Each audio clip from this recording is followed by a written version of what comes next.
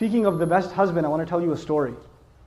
A really good one on this subject, making people conscious of Allah. You don't just invite people to have taqwa of Allah with your words. Your character says a lot. A friend of mine, he became a friend actually on a short trip, told me about how he was raised in a Muslim family.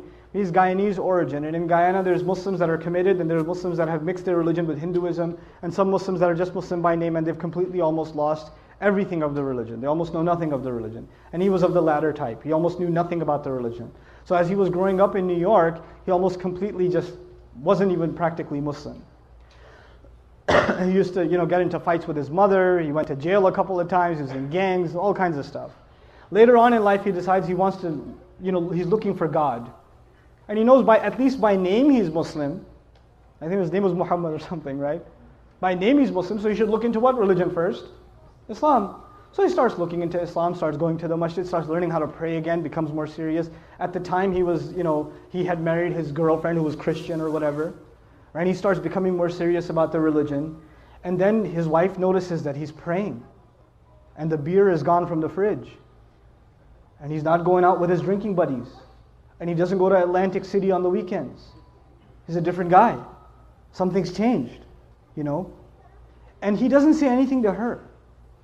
Just on his own, he didn't yell at her, didn't tell her to, put a hijab on or whatever, lose all her friends. He didn't do any of that. He went to a scholar, and I make dua for the scholar that he went to. He didn't tell me his name, but he said, I went to my scholar, and I told him, look, I'm becoming more and more aware of Islam, but my wife, of course, is a Christian, and she's not even a practicing Christian. She's just kind of what I was before. She's exactly like I was before. How do I help her? He said, don't tell her a thing about Islam, just be the best husband you can be. And to do that, just study what kind of a husband the Prophet was. Just do that. Don't worry about what you need to tell her. Worry about being the best possible husband, and that is the sunnah of the Messenger. The Messenger would buy his wife gifts. The Messenger would joke with his wife. The Messenger would spend time with the mother of the believers. The Messenger would praise and compliment the mother of the believers. He would compliment them. You guys eat the first morsel of food in iftar, like, And the wife says, what? You go, nothing. Right? You drink, some of the desis here drink the first little sip of lassi. Look, I know the economy's bad, but are we really that short on sugar? Very painful for you to say a compliment, I understand. But it's a sunnah, guys. Good food. That's amazing. And our wives, the sisters are so used to hearing nasty things from us, that when we say nice things, they get freaked out. Like if the husband just says, you look really nice today. She goes, what do you want?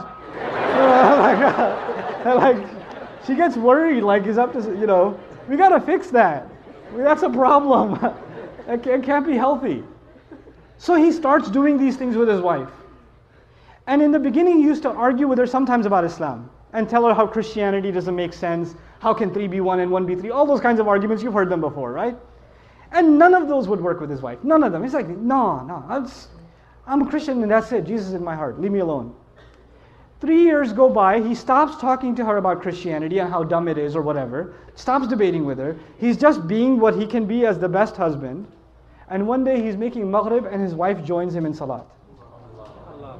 And he's in salat.